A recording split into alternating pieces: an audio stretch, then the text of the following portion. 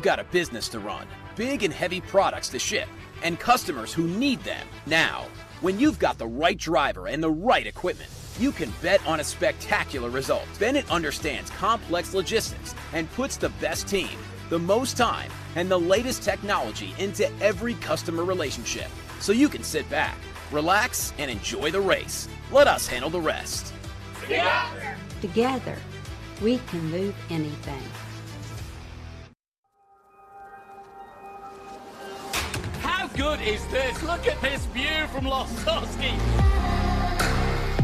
It brings all my fans, it brings the audience into the car with me. Speed turn 140-mile-an-hour entry speeds. The quickest and most efficient way for me to get information to my drivers is from using the V-Box HD2 system.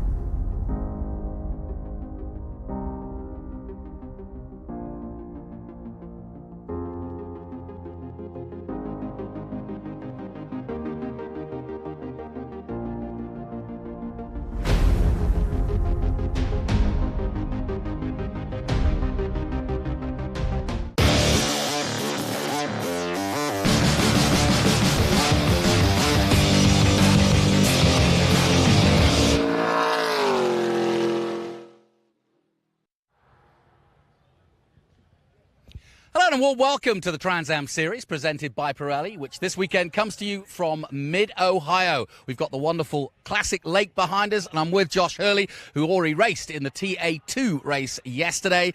And I guess you're the perfect person to ask. Conditions couldn't be more different than yesterday, which throws a real spanner in the works for what these guys doing in preparing. New track surface, and now, like I said, a completely different day, a lot cooler than yesterday's big heat. Not only a lot cooler, but this new track surface really affects the weather as well. This track surface is really rubber sensitive because it's so new. Well, we had rain overnight, and that washes all the rubber off. So now the track grip should be a lot lower, but the cooler weather brings the track grip back up as well. So it's going to be really difficult to dial in these cars.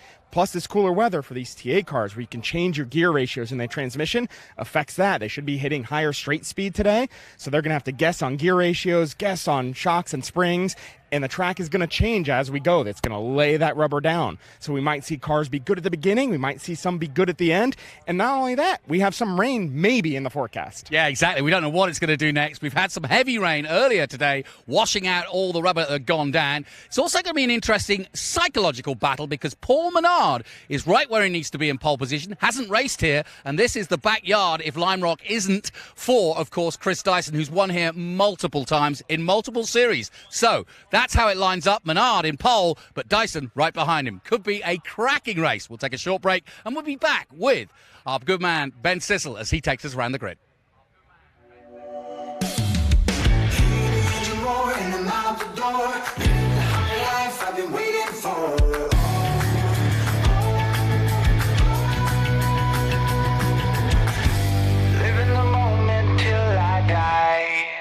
And I'm gonna change, and I'm gonna change. I know it can't be long, no matter how I try.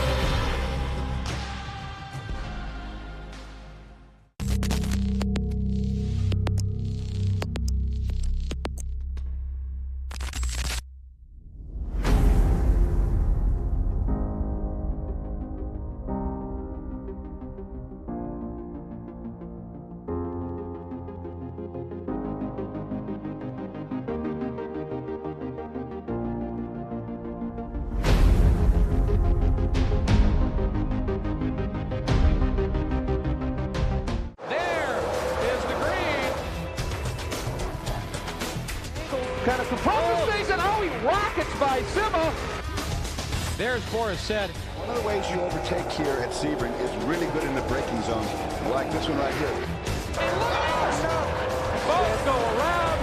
There's the green. We are back and at it. Watch this. Oh, look out, Miller, look out.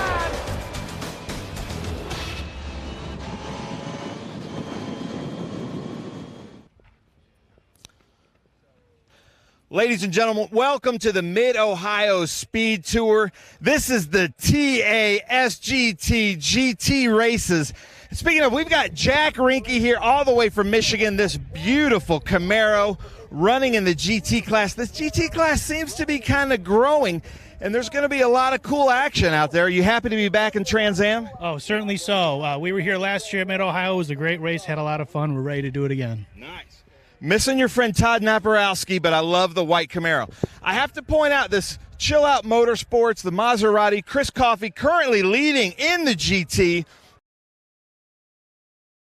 Some brake problems, huh? Yeah, so we put all new brakes on the car last night, and I put a set of pre-bed used rotors in it, and everything was fine. Pedal was great, then went to leave to come to the grid, and pedal went straight to the floor as soon as the car started moving. So we frantically bled the brakes and decided, well, I'll just start the race and do a couple laps and come in and try to get some good points. But I talked to the officials and said, can I just start from pit lane, go back and work on my car? So thankfully, I just threw another set of rotors on it, and I think one of the bells must have been bent because we're all good now.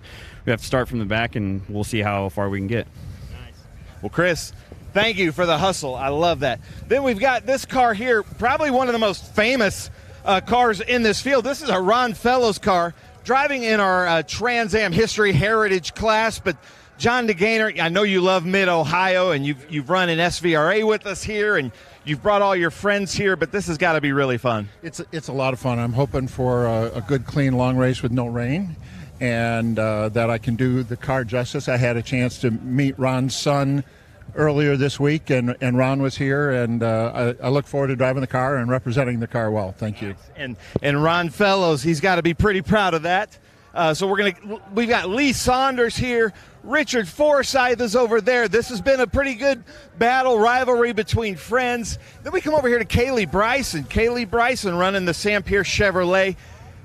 Her first time to Mid-Ohio Sports Car Course. I was asking her, in a lot of the places she's going, it's the first time there. So how would you describe Mid-Ohio? It's really fun. Honestly, it's at the top of my list, especially since we went quick time in our class. So really looking forward to the race. Hopefully we can pull off a really good result. And we've got a good car, so we know it's possible, and really love this place so far. Nice. I love it. Well, Kaylee, have some fun. Then we're going to come over here to back-to-back Trans Am champion Wally Dallenbach Jr. with his Ultimate Headers Ford Mustang. But Wally, sorry to interrupt, but this is so cool with John Cloud and his whole crew here. Ultimate Headers back in Trans Am. Back in Trans Am. Love it. Love racing with these guys. Love driving these cars. They're my favorite. And, yeah, it should be a good day. We've made a lot of gains on the car, a lot of research and development with this thing at the racetrack. But yesterday morning, the car was really competitive. We dialed ourselves out for qualifying, which, was okay. But I think we've got a pretty good piece. So if we can keep it clean, we'll be there. Nice. Wally Dallenbach Jr., Trans Am legend. Then my longtime friend, Colin Cohen. Colin, meet me at the front of your car. We got to show this because Colin Cohen, somehow they worked all night getting the car for pit race, but you can see still some of the remnants there of pit race, but this Maserati's holding strong. Well, it was built strong, but it's good to be back at Mid-Ohio again. The track surface is fantastic. They've done a great job. It's a track we all enjoy, and this should be a fun race. Nice. Well, Colin, good luck out there. So we're going to move up to the front because now we've got David Hampton here in this beautiful Porsche. David Hampton is leading our points championship in the Western Championship, but he's clicking off some tracks that he doesn't normally go to, like Lime Rock, like Mid-Ohio. We hope to see him a lot. We've got Tommy Dreesy here with the Lucas Mav TV. Milton Grant in another Porsche SGT car. Amy Ruman from Akron, Ohio, two-time champion. The Amy Army is here, well represented. Then in this top liner Chevy Camaro, we've got Adam Andretti talking to Thomas Merrill right now. Adam Andretti may have more laps at Mid-Ohio than any other driver in the field. Oh, he's showing you the double spike, too. So giving Scott Borchetta a little bit of love. Thank you, Adam. Then we're going up here. We've got Chris Dyson and the Jim Weed, number 16, doing really well. Champion. And then we come up here to our pole winner, Paul Menard. Paul Menard up here with Master Force Tools, the Menard's brand right here up front. Where is Paul Menard? Here he comes over here. Paul Menard, Mid-Ohio. You know, I have to ask you this all the time, but being up here, Paul, this is a very difficult circuit. Are you still having fun with this? Oh, of course I'm having fun. It's it's a great circuit. I've watched hundreds of races on TV, and to finally be here, it's pretty cool. It's a neat place. Fans showed up. Thanks for all the fans coming out with the iffy weather. We're starting on dries, and hopefully it stays that way. I've got very little wet experience, but if it starts raining, we'll figure it out. Well, hold on. Your dad is here, too. If you don't mind, can we come over, talk to John? I just want to thank you both because we were here. The ARCA Menard Series was here Friday night. Great racing. Just want to thank you personally from a fan of motorsports. Thank you for all that you do in motorsports. It's so cool. But now how cool is it to see Paul, your son, running in these just crazy machines? It's awesome. These machines are so powerful and it's so, modern and looking and just beautiful. I love them. Yeah. And the Master Force Tools are doing a good job keeping it up and running? It is. It's doing a great job. So we hope we don't have to use any tools all race. That's our goal. That's awesome. Well, the 3GT team has done such a great job. Unbelievable. Paul, good luck out there. I'm so glad to hear you're having fun because I can never tell. You get out of a winning car and you're like, it's like you're driving to church or something. Yeah, we're doing our job. Nice. Doing our job. I love it. All right, so here we go. And we're going to go right to our invocation, ladies and gentlemen. Road Race Ministries, Bill Knox. So if everybody will take off their hats and bow their heads, please. If you'll join me in prayer. Our Heavenly Father, as we come to you today, Father, we thank you for this great day that you provided for us. Father, that we hope that you hold all the drivers, the crews, the spectators, and the officials, the corner workers within your almighty hands, Father, that you keep them all safe. And finally, Father, we ask that you overlook and watch over the safety workers, our policemen, our firemen, and our military, that they too may come home to their families. In your Son's most precious name we pray. Amen. Amen. Bill Knox, thank you so much. And then, ladies and gentlemen, you are in for a treat. Natalie Cottrell sang the national anthem for us yesterday in the Cube 3 Architecture TA2 series from the area, and you are in for a real treat. Natalie, take it away. Thank you. Oh, say, can you see by the dawn's early light what so proudly we at the twilight's last gleaming, whose broad stripes and bright stars through the perilous fight o'er the ramparts we watched were so gallantly streaming, and the rockets' red glare, the bombs bursting in air, gave proof through the night that our flag was still there. Oh, say does that star-spangled banner yet wave o'er the land of the free and the home of the brave?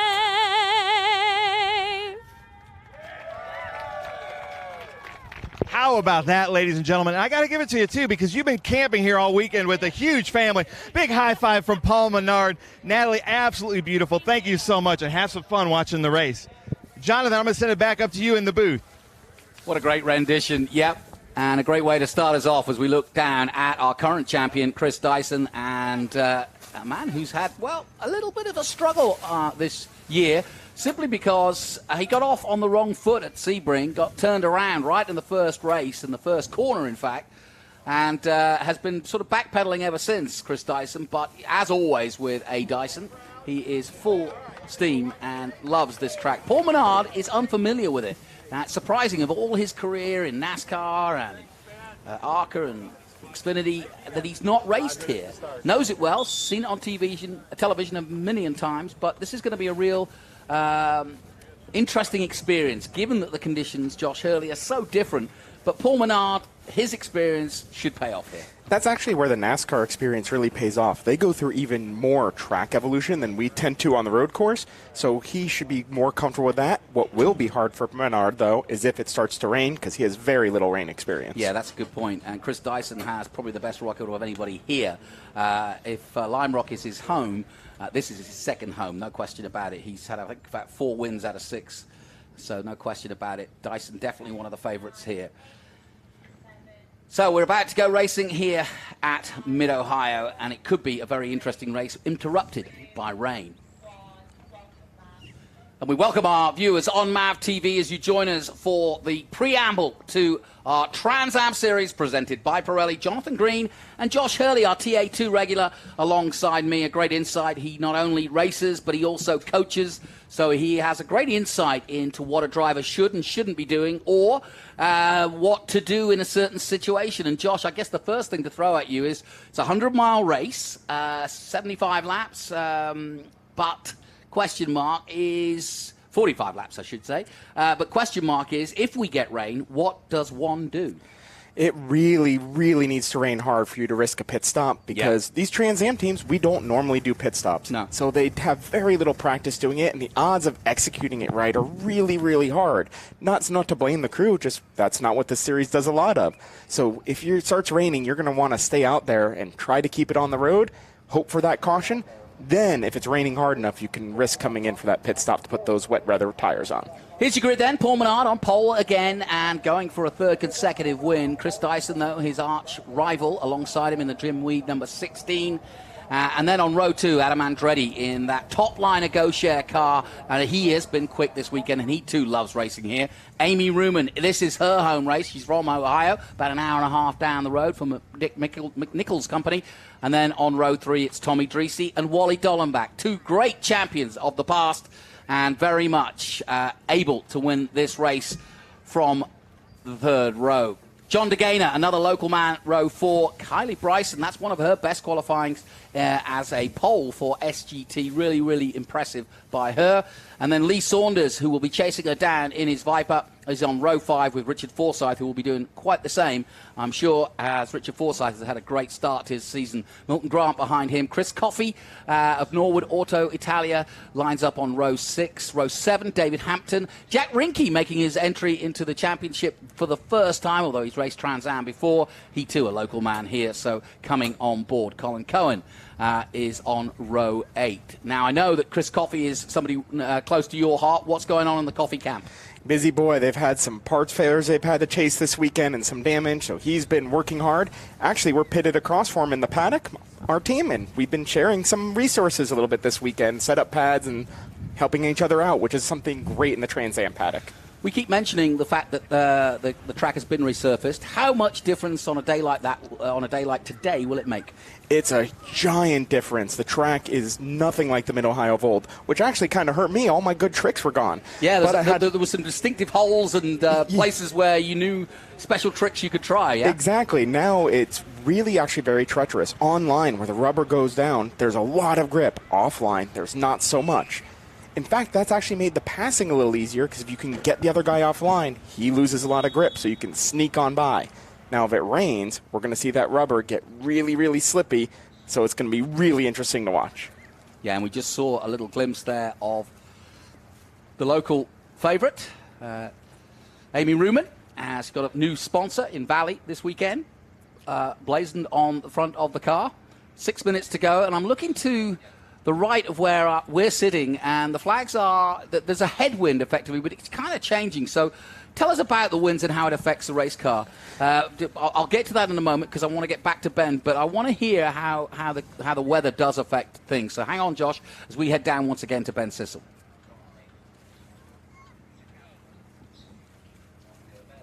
Very much. Here we are at Amy Ruman's grid position. The Amy Army is in full effect. The local from Akron, Ohio, with Valley Automotive Group and McNichol Steel, one of the most famous cars in the field with two-time Trans Am champion.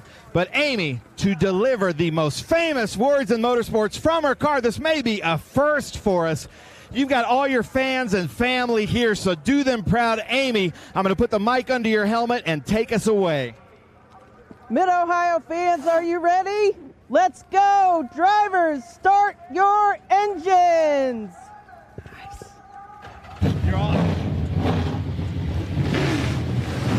And with that unique way of starting us off, I love Trans Am.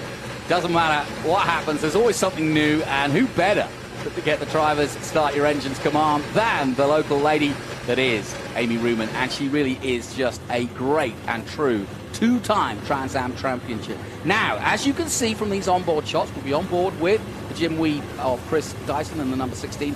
Little drops of rain starting to show on the windscreen, and as you say, no room for pit stops here. Will anybody be having second thoughts? Not quite yet. You wanted to see it get a little damper before you're worried about that, because these rain tires, they're incredible rain tires from Pirelli, but if there's dry at all, you're going to go through them. So you really need to pour to put those on. Yeah, and with these 850 brake horsepower TA cars at the front of this group, we've got obviously several championships involved. We'll go through the production championships as well. But these big monsters, these huge 850 brake horsepower cars will create a nice little wake and dry the track pretty quickly if it just stays like this, which is effectively drizzle for now and shouldn't really affect anything that they're doing. And once you get a dry line, it's just a case of staying off that. But look at that. Previous winners, Chris Dyson twice in 23 and 21. Ernie Francis gone on, obviously, to do single-seaters. Matthew Brabham, likewise, and still pedaling around in all sorts of different cars. But those two not here this weekend, and Paul Menard looking to add his name. But an important weekend, because Dyson's got to be thinking to himself, hey, this is my track, this is where I'm comfortable, and I need to gain points. I can't let Menard, we're getting into the second half of the championship, I can't let Menard run away with it. Here's how it stands, 474 to Chris Dyson's 447. So it's a healthy gap, but certainly not insurmountable when you can score over 100 points in one weekend. Tommy Dreesy still third, but only 2 off Andretti, and Andretti's got a better qualifying position this weekend. Amy Ruman just behind on 390, and then there's a big gap to Keith Grant. So it's going to be between those 4 or 5 drivers as we go through the keyhole and exit out. What are you seeing here, Josh? Conditions aren't easy, are they? They aren't, but he's working that thing hard, trying to build up that temp to get these cars ready to go. Really critical in those big TA cars, and then you can see someone who, no one out there has more experience than Wally Dallenbach in a race car. Though it does look like it's raining a little bit heavier on the backstretch. That's a little more droplets than we saw before. Well, I also noticed in the previous races, when the heavy rain came down, because of this wooded section to the left here down the back straight, it tends to take a lot longer to dry there as well. The wind just blows that water right back onto the track. And actually, when it rains really hard here, at least on the old surface, it was even a struggle to stay flat for that little kink on the backstretch, like in some of the LMP prototypes or even the GT cars. That was a struggle if it gets really wet. This place is slippery when it's wet, which will produce a great show for us. I kind of hope we get damp, but still have these slick tires on. That'll be a fun show. Way more power than you need in these conditions. This is really going to be tough. But of the little nuances that Mid-Ohio had, have they all gone? Have all the bumps gone with the resurface, or is there still a little bit of familiarity? What have you found? It's incredibly smooth. Only one of the big humps, not even a bump, stayed. Everything else got incredibly smooth, and the track got wider. Not the actual racing surface, but a lot of the curbs on the exit of Thunder Valley and the exit of Turn 1, the exit the keyhole. There's now 2 or 3, there's now another 2 feet that you can use, and if you want to go fast, you better be using it, at least in the dry. In the wet, those curbs are painted, and those will be the first thing to get slippery. Well, the green and black of Paul Menard has been the story of the year so far. He's absolutely on a roll, earning his 2nd consecutive win and 3rd victory of the season. Last time out at Pittsburgh International Race Complex. Now, having put on a clinic at Pittsburgh where he hadn't raced before, but he hasn't raced here before, and he's done it again. He's on pole, but the conditions very, very different indeed. In terms of the championship, as you can see, Paul Menard currently with that 4.74, 3 race wins so far to add to the 2 consecutive ones he's had. He won at Sebring as well. So he's going for 3 in a row, and his 4th overall in the season. But look at the polls. 3 polls, 4 podiums. He has been consistent. Josh, you'd love to see those figures, right? I do. I did notice something when the field went by. I think Chris Coffey may have not made it to grid in time. He's starting last in GT. So that might be an interesting show. We'll get to see him coming through the field. But yeah, this is going to be a real interesting race. It's already raining harder. As everyone came by, their wipers are on about half the cars. So it must be raining. Yeah, I mean, this sighting lap now is proving to be perhaps the most essential lap of all, because you're really now looking at the conditions, which are worsening. But where would you be worried about condition-wise to catch you out? The scariest place condition-wise is breaking into China Beach, because it's always a little slippery when you're on the edge, and coming into the kink before the carousel. There's not much room in that corner. You come right against the wall, and there's no drain line. There's no way to get away from the rubber, so it's just going to be slippery, which is part of the fun. Actually, that might be where we'll see some of that Dyson road racing experience, because even that Matty Brabham win was in a Dyson car. That's right, it was. Now, like I said, we've got production car. This hails back to 1966, when this was effectively a sedan or production series before we went to the tubular frames and the silhouettes of the Fords and the the Ford Mustangs and the Camaros. And so we do have SGT and GT racing. No XGT this weekend. So they're in their own battle, and it's been pretty strong too. Kaylee Bryson leading the way in SGT, but she's going to have a lot of fight on her hands against Lee Saunders, a current champion, a multiple champion in this SGT series, and Richard Forsyth, who's had a blistering season so far, just didn't get the qualifying yesterday. And then you've got the likes of Milton Grant, who are just always consistent. But I'm really focusing on what Dyson can do. It's an important race for Dyson to kind of, I don't know, recapture his mojo for the second half of the season. Especially when we're going to Wisconsin, because Paul Menard is from Wisconsin. He has some laps around Road America, and he's going to have that hometown advantage and those fans in the stands rooting for him. So Dyson's got to get this championship on track right here, right now. So I think we may see a bit of a desperate driver, and desperate drivers produce amazing shows. And it was kind of cool to see Papa Menard here, and of course the Menard name, the stores that they own. Now look at this. Interesting. He's gambling on weather. Dyson is gambling on the weather worsening. He's coming in with the safety car. He's going to go, I'm sure, unless he's got a mechanical problem, onto wet, which means that he may suffer. Obviously now he's going to suffer because he's going to start at the back. But this is tactical. Josh, your thoughts? This is a risky move, because that pace car is going to go down there so slowly. He might end up losing a lap. That's his hope, is to not lose a lap and get out there in time, because there will probably be yellow. I'm sure someone will go off. It's slippery out there, and the gravel traps here are I learned that in practice, though I was barely able to keep it moving, so we may see yellow coming soon. He'll be hoping for one. This is an interesting choice by Dyson, because obviously it's not like NASCAR where you've got a pit crew ready to change 4 tires in 5 seconds. They're going to have to do this like very slowly and get it right. And now this gives a huge opportunity to Andretti in the 17 there, as he moves onto the front row and joins Paul Menard. And these two will love to go head-to-head with each other, as we're on board with Wally Gollenbach and the Ultimate Headers, teammate, of course, to Adam Andretti, or at least in the same stall. We start down the back straight for safety, because the first corner's too quick and the carousel too short. But away goes Menard, a little twitch. And we are racing here at Mid-Ohio. Can Andretti take advantage of that twitch as they head down to turn 4 for the first time, as we go on board with Tommy Dreesy? Everybody gingerly through that first turn, which is turn 4.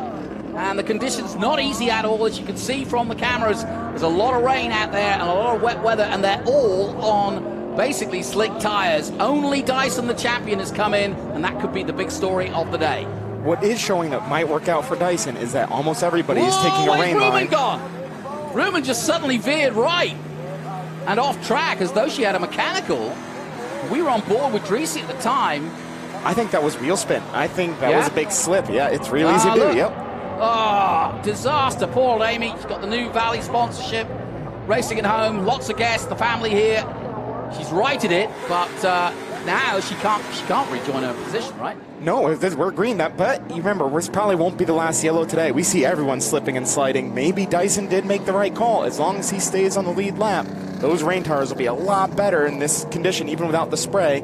But he has to be careful. He can't push to catch up to the field quickly, because that'll kill the rain tires because it's still no spray. We don't see any water coming off the back of these cars. That's why we got you here, Josh, because I hadn't thought of that. Absolutely. Yeah, it's all very well saying, right, I got the wet tires, I can go faster, but if you overcook it, and we literally mean that, overcooking the tires could mean that without enough water down, he could get himself in trouble. But he has looking right now like a very wise man as we go back on board with Wally Dollenbach. It's like being under caution, how slow they're going, isn't it, at the moment? We are racing.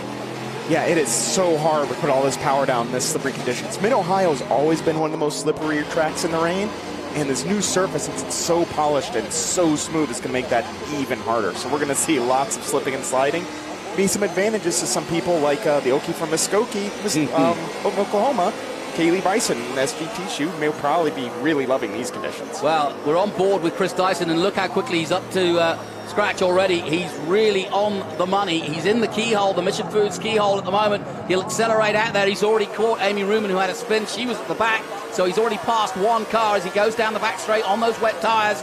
And this is proving to be a brilliant move by the Jim Wheat, Chris Dyson, number 16. He's siding his way through past Milton Grant as they come into braking now at turn 4. He's just making his way through, and I don't think it's going to be long before he's challenging Paul Menard. Yeah, you actually got to see what I was talking about the back straightaway here being treacherous in the wet. Everyone else was having to lift for the back straightaway, and Dyson isn't having to. That might have been a brilliant call.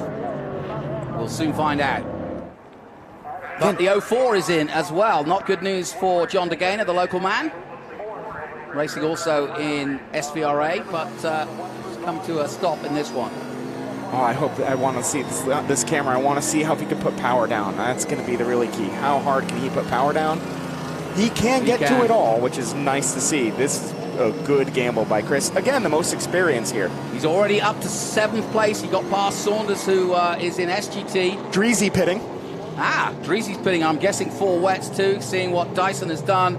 It might be the smartest move. It's going to be interesting to see what Menard does, but as soon as he sees that white and purple of Dyson coming at him, here we are. We're on board with Dyson. I'm sure it's going to be a simple pit stop of tyre change. Saunders crosses the line now, and into turn 1 goes the Jim Weed, number 16 of our champion, and second in the championship, Chris Dyson.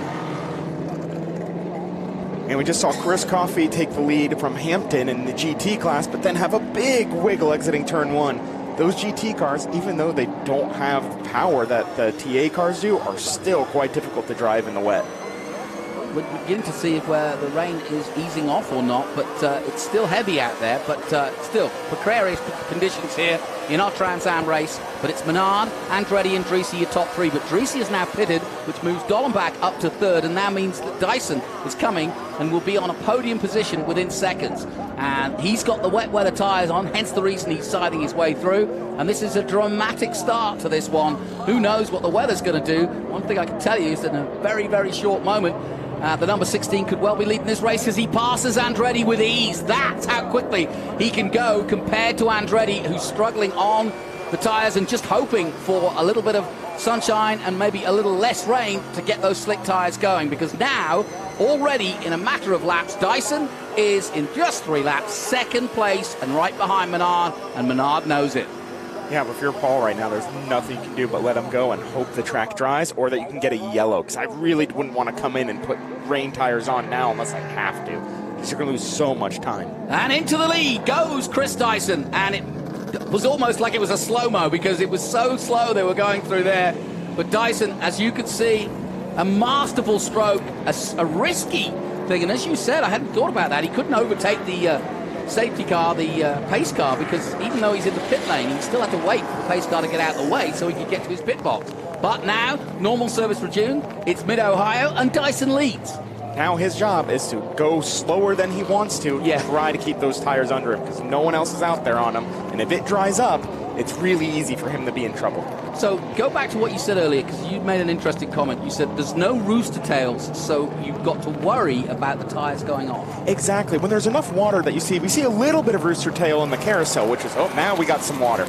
But that's the back straight, which is where there's more. That's what Dyson wants to see, because that water and that spray cools those tires off, because those tires have so much less tread on the ground than the slick tires do, they squirm and move around, and they overheat, and they blister, and they fall apart when it gets dry. But we have some serious rain coming down in front of us. This is what Chris wanted to see. Well, the gamble is smart by Dyson, because if the rain gets worse, which it is now, he's in the pole position, and he is just doing that. He's leading the race. But if it starts to dry out, that back straight will take longer, as I've now discovered, and he probably knows this, but racing here so many years, is that it takes longer, and that back straight will stay wet, which means that every lap, even though it might have dried out, you'll be able to put the tires and cool them down in that long straight. Exactly. You just got to find that puddle and run Everybody's through it. in. So, yeah, this is going to be fun to watch. Trans Am pit stops are always interesting because they do not get to practice it regularly. No. So this is a fun time for the crew. Oh, no. And in the depths of the valley, she got a new sponsor, Valley Automotive, and sadly, it looks as though Amy Ruman has parked it in the beach. This could be good for Paul Menard if we go yellow. Yeah, good point. And we'll have to, because you're not going to get her out of there. No, especially when it's this wet. But this is going to hurt some who have already stopped. So people who stayed out, if they can keep it on the island, because it can even be hard to drive on these slicks in the rain. Here comes the caution. And Paul's pitting now, which I think might be a lap before I would have done it. I might have waited till we were gathered up under the safety car. Why? Because in this case, I did not see how far Dyson's ahead, but if he goes a lap down, race is over. Once you're behind the safety car, this lap time will be 5 minutes, and you'll have enough time to get your stop done. Hopefully these Rocket Sport guys are practiced up. Yeah, interesting. Yeah, it's a real tactical race now. So Dyson's still out on track on the wets, and he'll stay on those wets, but now we're under caution. The field will bunch up again, and that means that Menard and Andretti will have another chance to attack him. What is good for Paul is it looks like they have Chris slowed way down. He's doing 45, 50 miles an hour. That means that he's close enough that Paul probably won't go a lap down, so this little gamble will work out for him. Okay, well, we'll soon find out. And as you can see, he's almost come to a stop, hasn't he? He's really just trickling along down the main straight. It's weird to watch racing this slow, but that's how hard these conditions are and how careful Dyson is being to time his pit stop to perfection, because, as you rightly point out, under caution, there's your GT leader. That's Cohen. That's Rinky, the local man in the Maserati. No, Coffee. That is Coffee. Sorry, yeah. Yeah, Rinky's in that really awesome Camaro. Awesome to see that thing out here. You don't get to see too many of those things. Yeah, my bad. Coffee, Hampton, that's your first and second in GT. Then Rinky in third, and Cohen in fourth. But yeah, it looks ominously slow, doesn't he? Yeah, well, they're probably under code 60 right now. When we go yellow, we tend to go code 60 pretty quick. What does that mean? So they want us to go 60 miles an hour until the safety trucks do their thing. They don't so worry about you catching up to the field and catching up to the pace car. Then they lift the code 60 and let you speed up. It really just brings the field under control so they can get safety vehicles, ambulances, anything they need out there in a quicker fashion. So it's the equivalent to a virtual safety car that we see often in Formula One. It's like that, except they eventually lift it to pack up the field so we get more of an American-style restart. It's kind of a blend of both, which is really interesting. We're on board with Tommy Dreesy, and obviously sponsored by MAV TV. We're live on the air across the USA, and delighted to have them as our partner as he comes up on the number 12. No overtaking, that's Rinky. Here comes the Ginetta, the safety car. Had some work this weekend. I can't believe how different it is today compared to yesterday. We couldn't find a piece of shade yesterday, and now we're just under trees trying to run for cover. Not gonna lie, I'm a little jealous. A, I love the rain, and B, it was hot yesterday. Yeah. Unbelievably I couldn't warm think about being in a car. Unbelievable. We also actually have another TA2 connection out there. David Hampton, his coach is actually the Thomas Merrill. So we have a lot of TA2 help out there, giving experience from the sidelines, whether through coaching or all sorts of help. Thomas Merrill not having a great day yesterday at all, as in comes the 58. So everybody's had problems. This is Richard Forsyth, who has won a bunch of races this year. And as we stand at the moment, Richard Forsyth in the standings is leading the way, I do believe. Yes, he is, with 383 points ahead of Kyle Bryson, who started pole for this race. So and he was part of interesting battle. And he was part of that amazing show at Pitt where we came down to that last lap battle. A lot of fun to see. Well, it's all happening here at Mid-Ohio. As you can see, Andretti back out on track. Dyson there in front of him. We're going to take a short break. We'll be back to pick up the action in a moment. Stay with us. The road America SpeedTour returns to Road America June 28th through the 30th, featuring the Trans Am Series presented by Pirelli, the Cube 3 Architecture TA2 Series, International GT, PSSA, FRP, and Optima Search for the ultimate street car. Saturday, you can take part in the Haggerty Cars and Caffeine Car Show with Parade Lab. You do not want to miss the Road America SpeedTour. For tickets, simply go to speedtour.net. You've got a business to run, big and heavy products to ship, and customers who need them now. When you've got the right driver and the right equipment, you can bet on a spectacular result. Bennett understands complex logistics and puts the best team, the most time, and the latest technology into every customer relationship, so you can sit back, relax, and enjoy the race. Let us handle the rest. Together, we can move anything. Welcome back to the Trans Am Series presented by Pirelli, and we are in wet conditions in Mid-Ohio. Boy, we've had everything this weekend. It's been hot, hot, hot all day yesterday for the TA2 race, which my good friend Josh Hurley alongside me here was part of.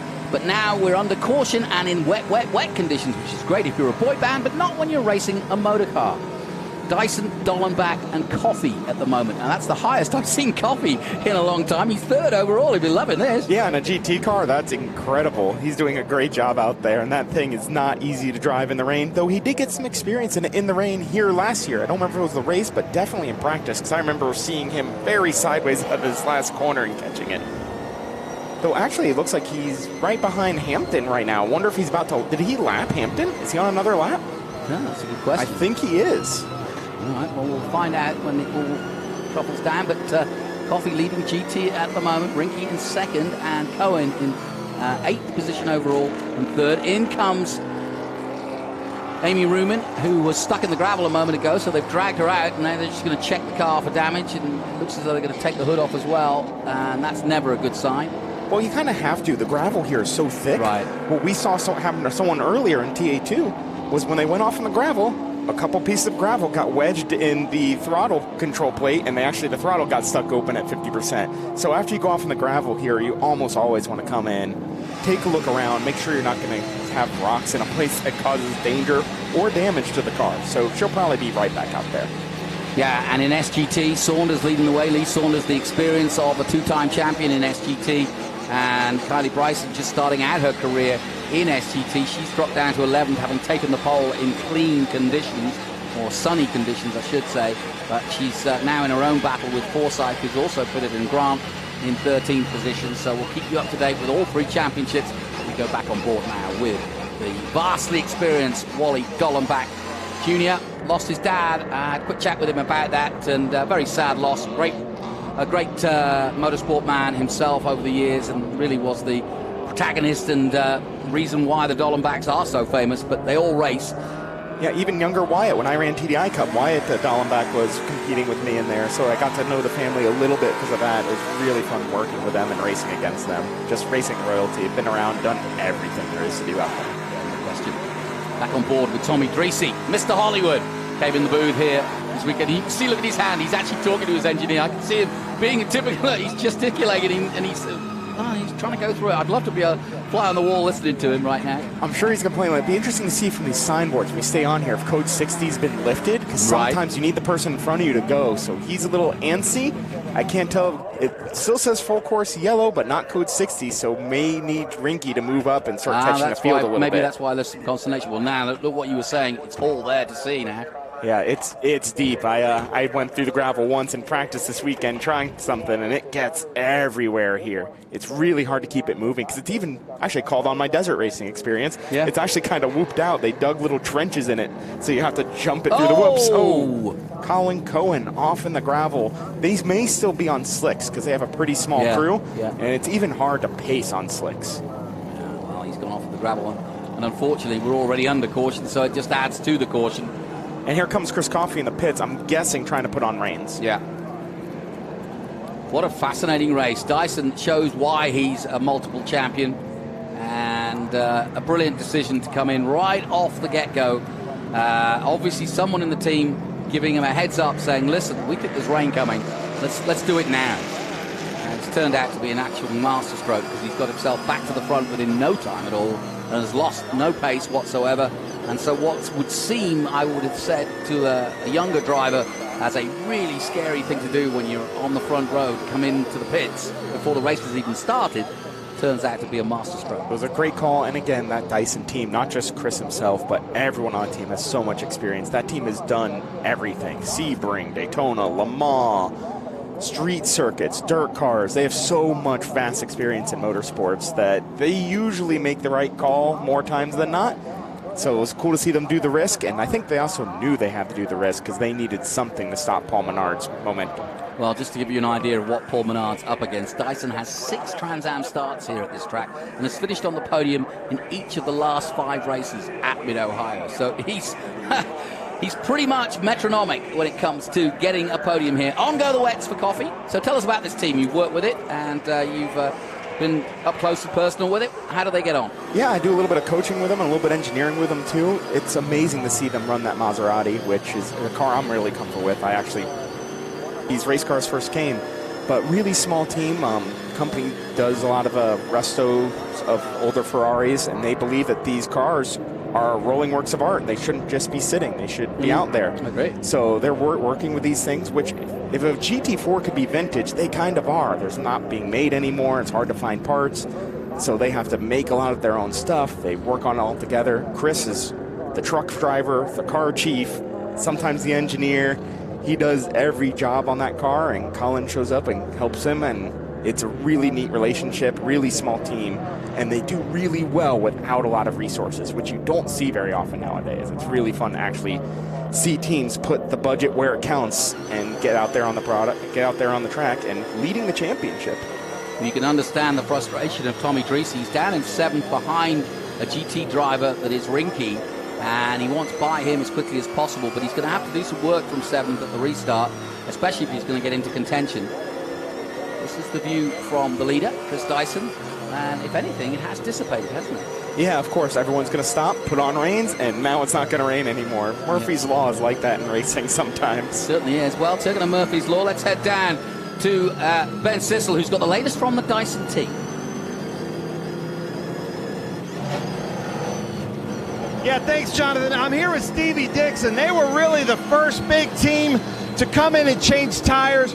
Right after they changed the tires, it really started to rain hard. But now, Stevie, it seems to kind of be letting up. So it's always a gamble. What are you feeling right now? It's a gamble. We were on it. We changed the tires before the cars went up to full speed. So we got out behind the cars before the green went. And then the rain picked up for a bit. And now it's, kind of coming and going. But these rain tires are good rain tires. If it starts to get dry, semi-wet, the rain tires will hold up for the whole distance. Now, as a crew chief, and I was talking to Matt, this has got to be really nerve-wracking, but he said it was actually the driver that kind of made the decision to come in and put on rain, so that's got to relieve you a little bit. Yes, sir, exactly. Nice. So, Josh, from a driver position, Josh Hurley, I'm talking to you. Tell us about that, the difference between the driver making the call or the crew chief making the call on wets. Back to you, gentlemen. Go ahead. So I've been on both because I've also do race engineering. So I've been on both sides of these fence. The race engineer has the weather radar, but the driver sees what's on the track. If the driver's saying, please let me come in and put on wets, he knows. He's telling you that something bad's going to happen if he's on dries. So at the end of the day, the driver has to make the call. But the engineer and the crew chief needs to say what the weather radar is looking like. Yeah, it's a team decision, but overriding it should be the driver. He's got to handle the conditions and whatever's on the car at the time. And let's not forget what the name of that team is. So Dyson. I think Chris Dyson can make the call at Dyson Motorsports because his name's on the door, but he's also very experienced. Chris has raced everything, so can't blame him on making the call. Yeah, and if you're not familiar with the Dyson name, well, you should be if you're into motor racing, because Rob Dyson, his father, was a very accomplished driver as well back in the day. Chris has been stunning in NASCAR, Xfinity, in IMSA, in ALMS, you name it. He's raced the lot, and he's one of our top drivers. Looks like we're going to have a restart this time, but you can see the conditions aren't much better. But this is going to be interesting, Josh. How do you play this restart? Well, if I'm Dyson, I'm going to go because I want to get a gap to Menard because I think Paul will figure out this rain thing. Yeah. But I don't want him to follow me because that'll done a wet race before. But that'll teach him. If Paul Menard gets behind Chris, he's going to learn so much and get faster. Where if you can drop him, you can deprive him of that experience of learning the rain off of you. While he does have Dallenbach in front of him, he'll learn a little bit from that. But I think the car disparity, I think Paul's got a little more car. So he's going to need to hurry and try to get to Dyson to learn and get educated so he can fight for it in the last 10 laps or so. The lights are off on the Ginetta, which means we're about to go racing. Dyson now knows that, so too does Andretti. Andretti's best opportunity to have a go at Dyson. The championship not so much on the line for Andretti. He just wants wins. He's had one at Road Atlanta on his birthday, so he'd love to get one on Dyson here. They come out of the carousel and accelerate down the main straight past our commentary position. Good restart by Andretti. He looks to the inside already, hoping to get down the inside, but he's not going to do it because Dyson's well ahead already. Well, Dyson's so far ahead, he's actually lapped Andretti. Andretti's trying to get his lap back and hope for another yellow. So he's going to be very desperate right now, too. Yeah, so, he wants to get past him, doesn't he, and get a lap back as soon as he can. Into the keyhole, there's Menard in second place. And here's Dreesy. He's got past Rinky, and he's got past Dallenbach as well. And don't forget, last time it rained in TA was Lime Rock qualifying. And who was our pole man? Tommy Dreesy. Tommy Dreesy, yeah, that's a good point.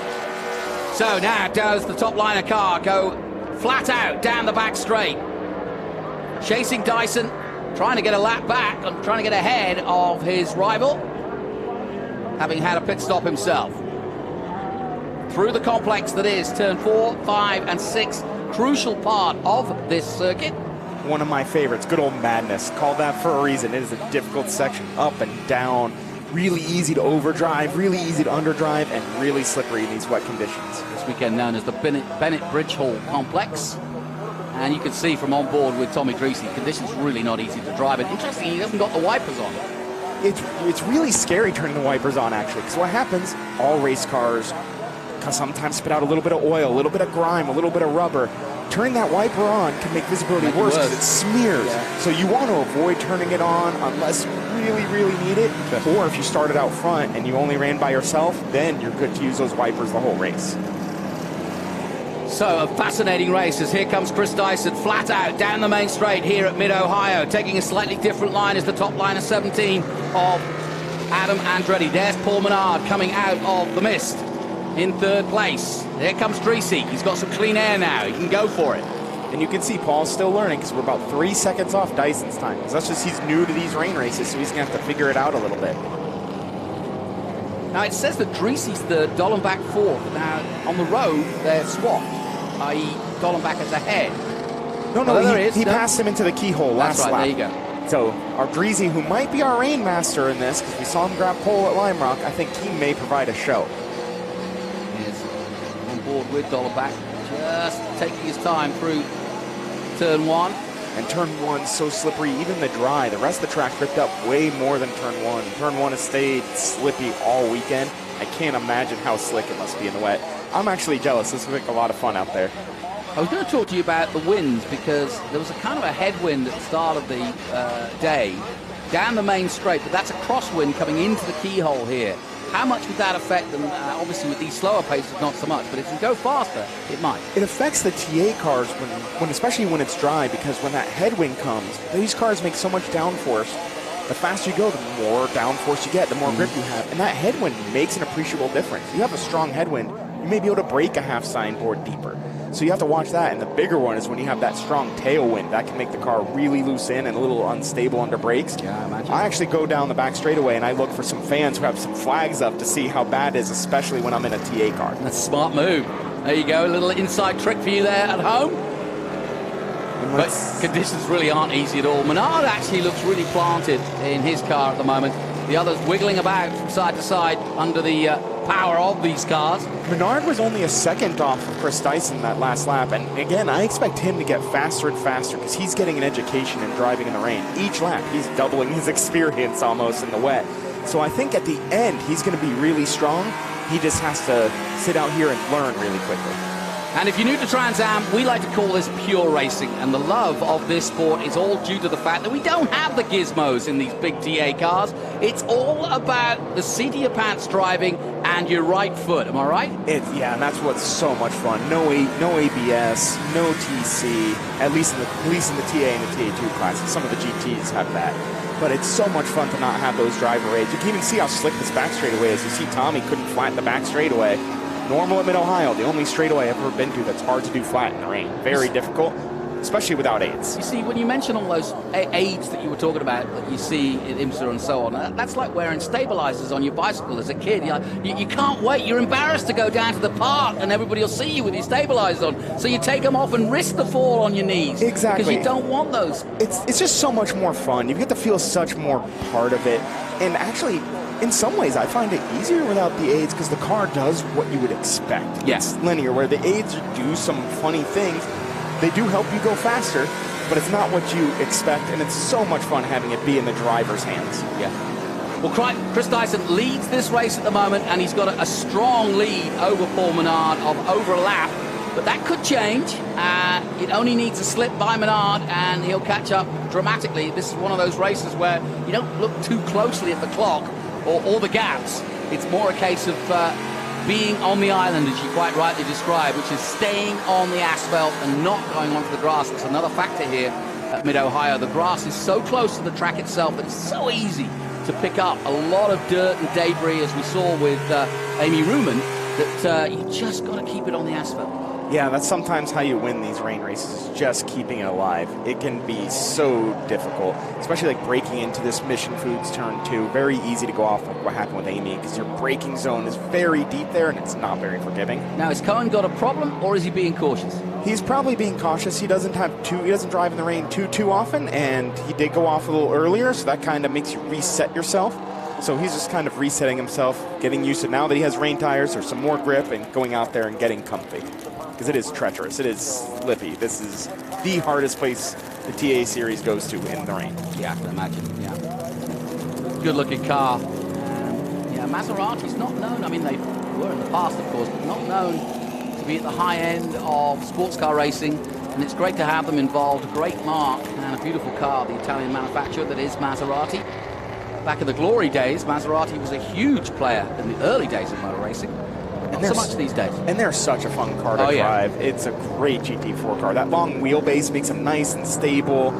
It still makes all those sweet Ferrari engine sounds, which you don't get to have in too many of the GT4 cars. So really, really fun team. Really fun car to work with. Well, one man who swears by this.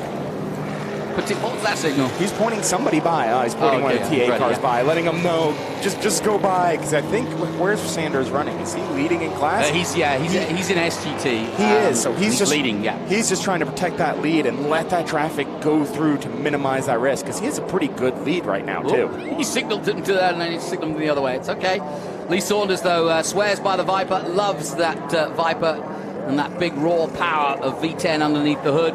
And he's been in that number 84 for a long, long time, and he's been a regular here in Trans Am, especially in SGT.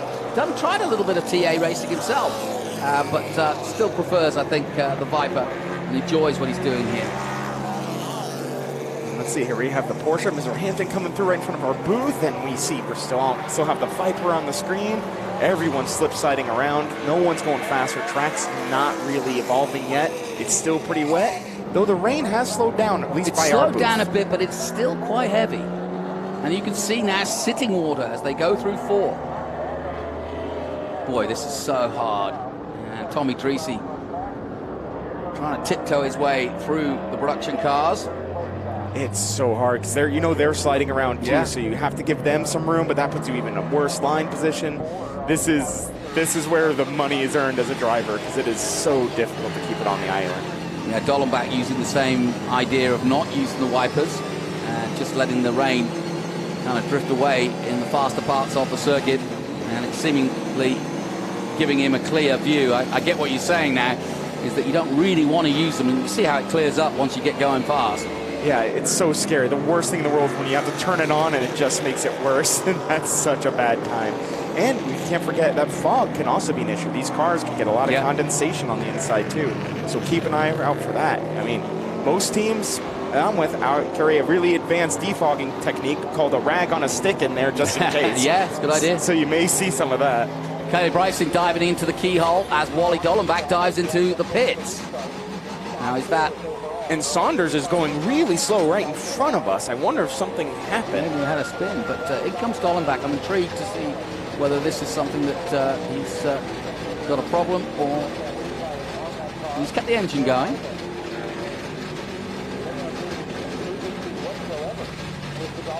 So he's just having a quick chat with the engineers, but he's parked up all the same. And this has been a fascinating game of chess. Not as fast as we'd like. This GT battle's going to get amazing.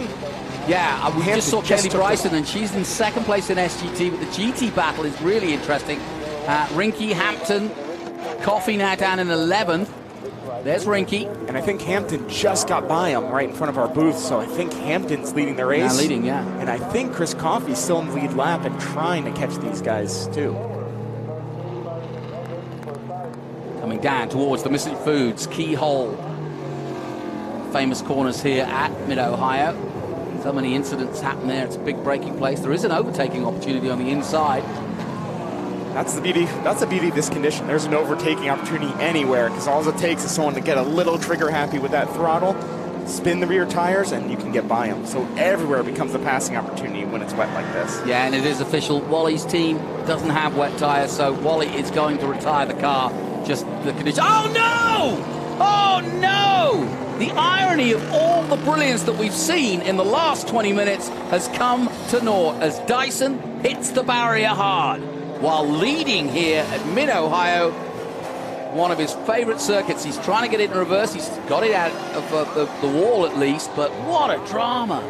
Now will he be able to get it back on track? Sometimes that grass is too slippery. That's why you see him still reversing, trying to just, oh, don't go in the gravel, Chris. Yeah, Keep it moving, There's please. a turn one, so he obviously hit a patch of wet and couldn't get it turned in you time. can see he locked up. You can see the path coming straight in. He must have locked up, hit the brakes a little hard, and went straight in. Now, you've got to worry about the radiator here and what damage he might have done to the front because it was a hard hit, but it doesn't look too bad, does it? No, it looks like he might be okay, and he was able to rejoin. Really heads up, not going through that gravel by Chris Dyson. Now he has his work cut out for him, though. Now he's got to try to go get Paul, because I'm pretty sure that'll give Paul Menard the lead. Well, Josh, this isn't looking good. Josh Hurley, tell me what you see. Here we are, we're on board with Chris Dyson. Let's see.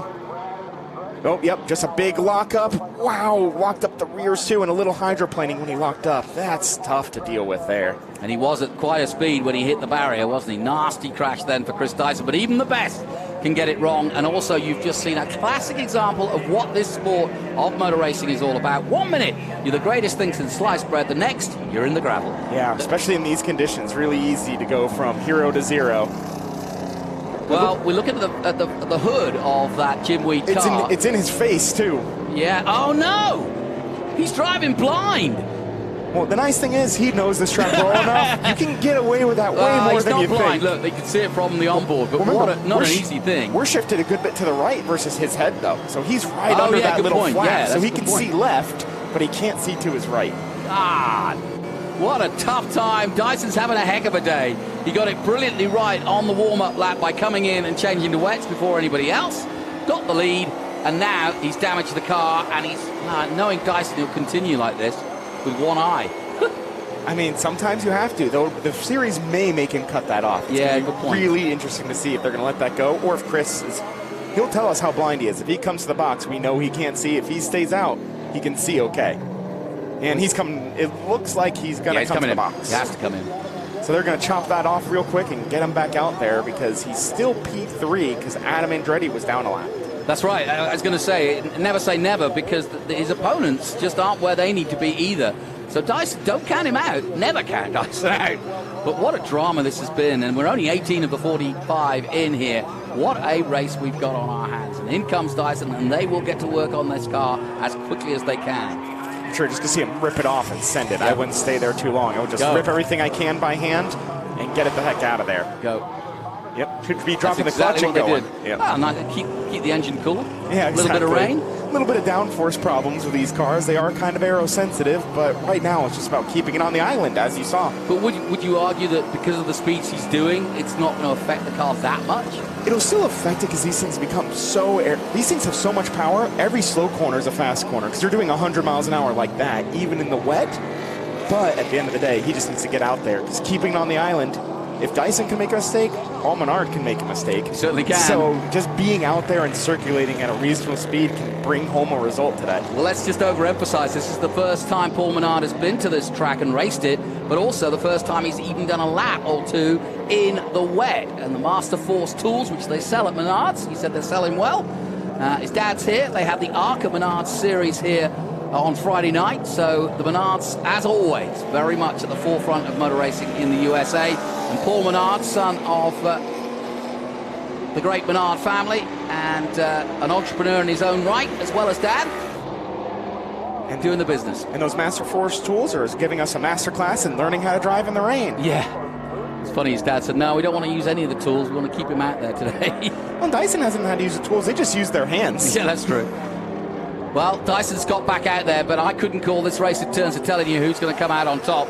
It's going to be, I mean, you know, you never know. Andretti could win this thing, the way things are going. He really could, but what is going to get interesting are SGT and GT class. There's big lap time disparities between the leaders of those class and everyone else. So that's going to come to the head sometime before we end because we still have 34 minutes remaining. Yeah, and just to confirm, Hampton leading in GT and in SGT, Saunders 6th overall leading in SGT ahead of Bryson and Forsyth. And Bryson's coming. She's been a few seconds faster than him every lap. Same with Chris Coffey to Hampton. So we're going to get to see a fight. Creasy doing his utmost as we go on board to try and get up on pace with Menard. Comes up on Milton Grant in the Porsche. Makes easy work of that. Milton very experienced. 50 years of racing. Amazing. Celebrated that at Pittsburgh last week, or a couple of weeks ago. And Tommy, of course, isn't inexperienced himself, especially in these cars. He's been a fixture in this series since as long as I can remember. When I used to just watch Trans Am instead of getting to come drive in it. Yeah, he was explaining earlier that he used to hoon around LA in his road cars and just take race cars out and just, you know, just take late nights and just hoon around track. And finally somebody said, look, let's do this for real. And they got him in historics. So he could start off in Trans Am, and he started off in historic racing and still does historic racing. He has his own Chaparral car, and but Trans Am is his love. He's a former champion, and he's absolutely on his game, and he's now helped by, of course, Franklin Road and Ken Thwaites. They sold the team to Dreesy, and effectively it was a team, he explained it yesterday, as a turnkey situation where he literally kept the staff, kept everybody on board, and then got on with the driver and let Ken run the team. That's the way it should do, because they can think a little bit less and just focus on driving the thing and keeping the business going so that the driving can keep going. Got to keep that sponsorship money rolling in. Exactly right. Is it getting any easier or harder to gain sponsorship in this game? Right now, it's really hard, but I'm starting to see some little inklings it's getting better because social media stuff is kind of stalled. People are responding a little bit less to ads, doing some of that, and they want to have some experiences, and coming out to a track is a really good experience for fans and for potential business partners. So you're seeing some of that come back, which is great. David Hampton on track in 5th overall and leading in GT. Got the wipers going. And Chris Coffey's catching him about a second or so a lap. So about 2 or 3 laps, we'll probably see a really strong battle for this lead in GT. Will he be aware of that, Hampton, how quickly he's coming? With Coach Thomas Merrill there, he'll definitely be aware of it. Thomas will be prepping him right now. Yeah. He's got our 22 champion, Thomas Merrill, helping him out as a coach. And that's something that we obviously don't give too much time to, is that a lot of the TA2 drivers, like Josh Hurley here, are coaches for some of these drivers on a regular basis. And great guys to have in your corner because they've got all the experience. If they tell you to do something, you kind of got to believe them. Exactly, especially in weather like this. I'm sure Thomas is moving around to different spots, telling them where to be, where's the dry line, watching other cars run through the same corner so that you can find where that grip is. It's like having a spotter, but a spotter who can also has been in the car, who knows how to drive the car, who can be way more detailed and tell you what to think, how to approach it, and how to do everything. So it's a really fun job, especially it's the most rewarding when it's wet like this because you can have an even bigger effect than you can have in the dry. Watching Hampton here, though, he looks comfortable. Obviously, the conditions aren't easy, but he looks, the car's not twitching. He's not pushing it too hard. He's taking his time. He's pushing as hard as he can, but without getting the car out of shape. Exactly, and those Porsches aren't easy to drive in the rain. The driver aids in the Porsche are a little more rudimentary than most, and just like the Maserati, same sort of deal. They focused on other parts of those cars when they sold them, so they're kind of difficult to drive in the rain. Hampton's doing an amazing job out there. And they're showing us the timing board, and we can see it for ourselves.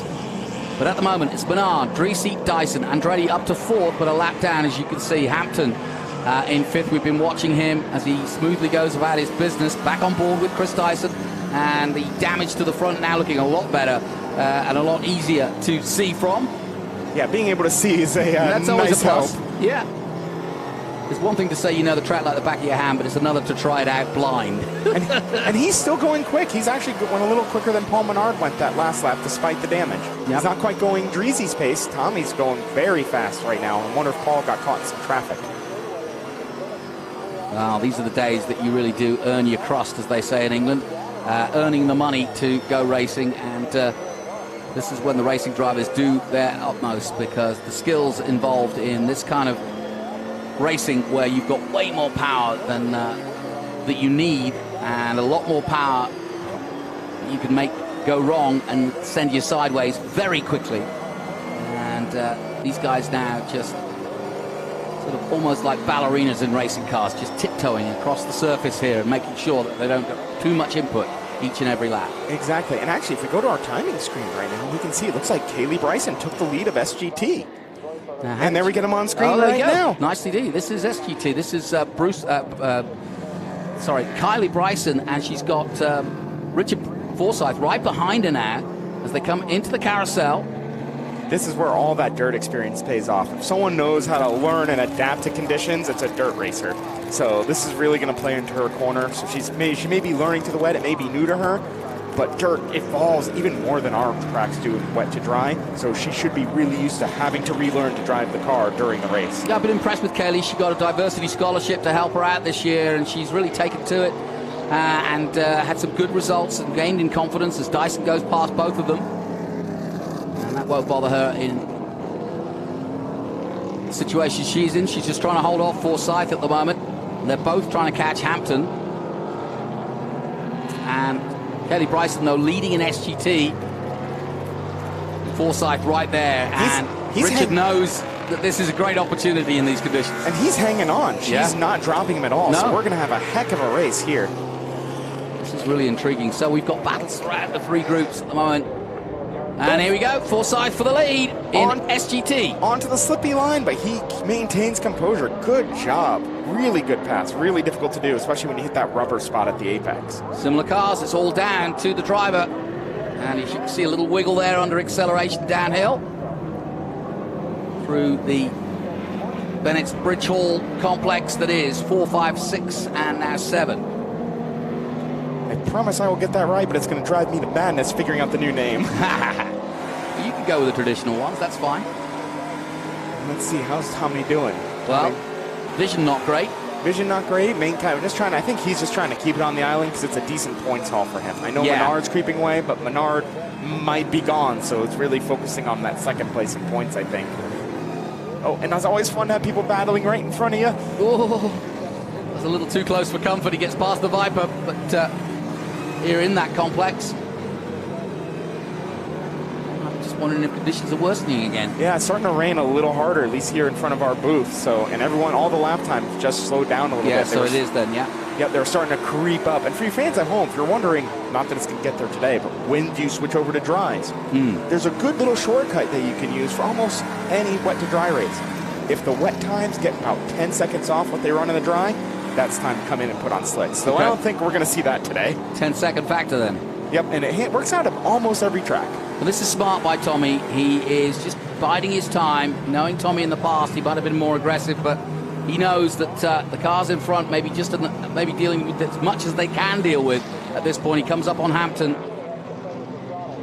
Cruises safely by. Now we have Saunders out there.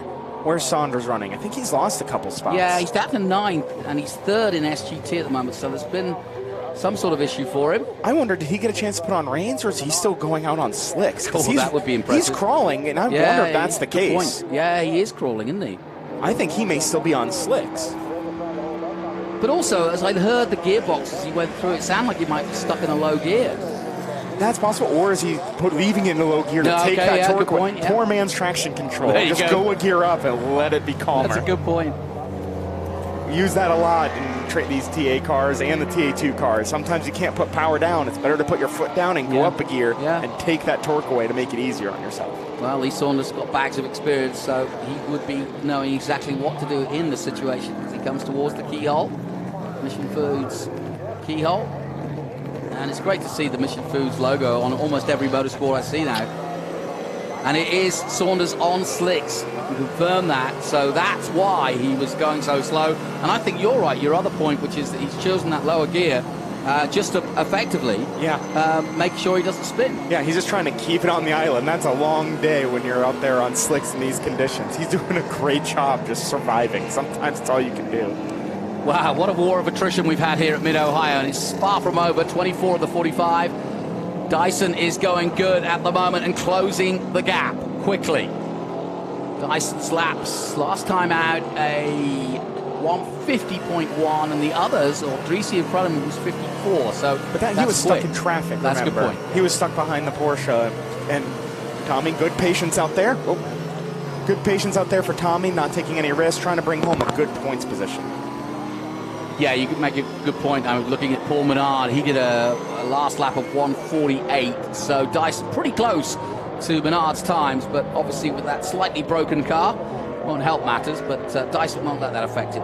Yeah, the problem is that front downforce. Look at the water down. Yeah, that front downforce loss is actually really hard in the rain because a car that understeers in the rain takes forever to turn. So that might be hurting him more than you think. These things are so aero-sensitive now. Yeah, right at the bottom of the hill there at 6. Really, really wet, sitting water. They've got to be so careful. Jack Rinke also on slicks, we hear from pit lane, and that makes an interesting battle too because Rinke has slowed it right down, dropped to 11th, and that could be the reason. As we see Paul Menard. Now, look at the water on track there. Heavy, heavy puddles of water. That can't be fun for Rinke and Saunders. No. I am not jealous of those two. That is that's a rough day. It is a tough day. Now, back with Dyson. He's on the run again. Oh, and looks like we have Saunders is coming to pit lane. Maybe he's thought a little bit better of it. Yeah, I think this will be a straight swap for wet tires. And here comes Andretti. Wipers still on. And he's actually running a really good pace. They came to the pits at a little bit of a rough time and kind of got trapped that lap down. The pace is about the same as the leader, so he's doing a great job. He just needs a full course yellow. He's hoping maybe one of those guys who are on slicks makes a mistake and ends up in the gravel. That's what Adam's hoping for. Yeah, I've spoken to Adam about this track. He loves it. Mid-Ohio, a big favorite of his. I remember when he was with the three-dimensional services team. He had some great runs here at Mid-Ohio with Rafa Matos. He had a great run yesterday. He did. I should know. I was in front of him until our mechanical problem. He ended up 4th. I'm a little jealous, but we actually race each other a lot. He may put the bumper to me once or twice, but was pretty polite about it. It's a lot of fun racing against Adam. He really races hard, but races very clean. He's really enjoying this new car, this Burton produced car, and it's kind of a look at the future, really. And so far, it's been very successful. I wonder what's on his roof. He has like a little, I don't know if it's the vinyl or what's flapping there. I wonder if that's part of them sort of dialing this car in and just trying to work out what it does and trying to see how wet weather and wind affect it. Seeing how the airflow goes over it in real time.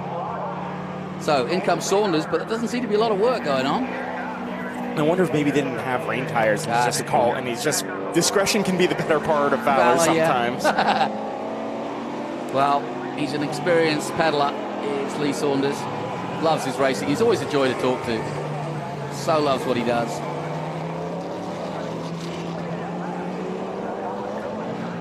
Man. So we're just hearing from Ben Sisson in the pits that Adam has a louvre on the roof. They cover the tape. The tape is coming off. That's what's got it. They probably have it for the hot, dry days, and they covered in to try to keep some of that water out, and it came off. So he may be getting a little bit drizzled on there, but that's okay. It may even be a fogging thing. Hopefully it's not for him. Yeah.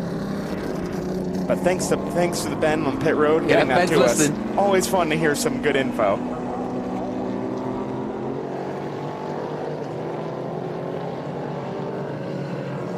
There's one thing I can tell you, that 17 car is going good.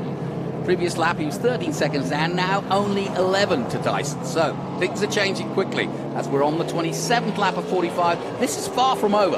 Yeah, exactly. I'm not sure if we're going to go to time. We may be going to time because these laps can't be very fast, and we had that one long yellow. So, and just to explain what that means, obviously when you're looking at your top left, you see 27 and 45. But if the race is slower than that, we go to a timed race. And then we actually put a clock up. We'll tell you we run to a certain amount of time, and that clock will then tick down to when to 0. And obviously that's when we finish the race, and it may be way before the 45 laps. Exactly, and there's 20 minutes left on the clock. So it's either going to be finishing those laps. Ooh, yeah, that'll happen in the rain. Well, it'll happen in that position there because that's where all the sitting water is. I mentioned earlier. So Saunders, is he going to venture out again? Not yet. That's a tough call. If you only have reins, that's a tough call. I don't blame him for coming in and sitting there. That is very difficult conditions. Frustrating, though. I mean, you've worked all this week to get ready for this, and then to sit there in the middle of the race watching everybody race by, got to be hard. Here's that area we were talking about where we saw Adam get squirrely.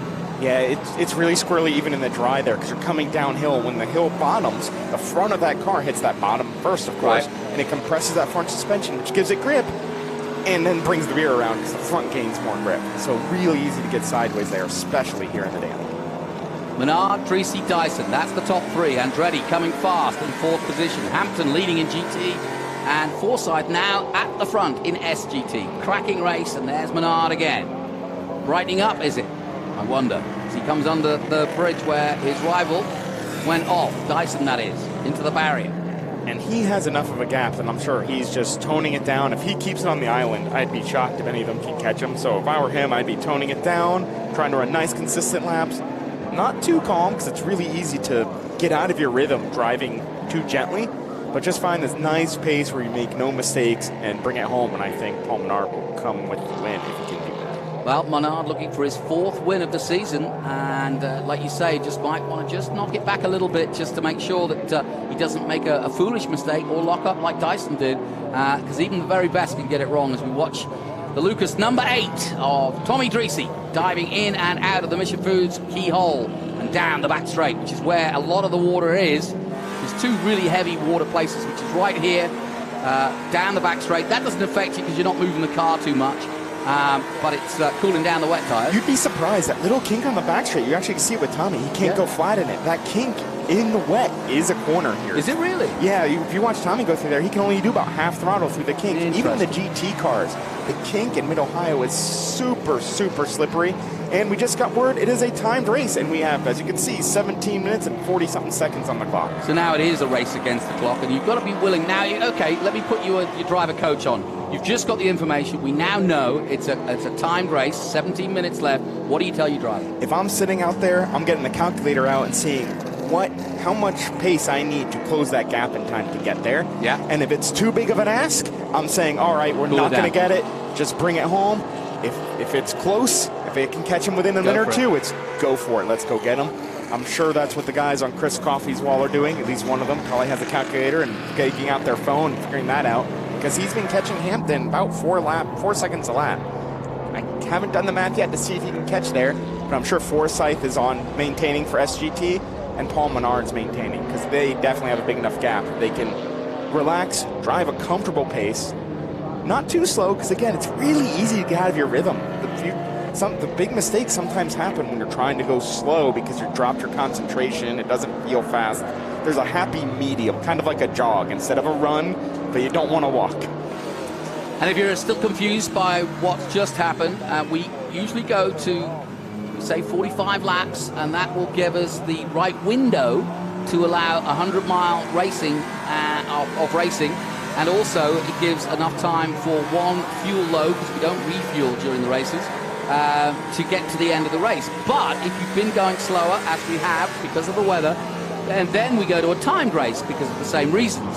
And then it's just easier to understand that the car, obviously we want to make them all to the finish. We don't want them all to finish with no fuel. Yeah, exactly. So what we do is we put the clock up instead, and then we run to that, and that should get us to the end with all the cars still able to do the lap and the slow down lap with the fuel they have.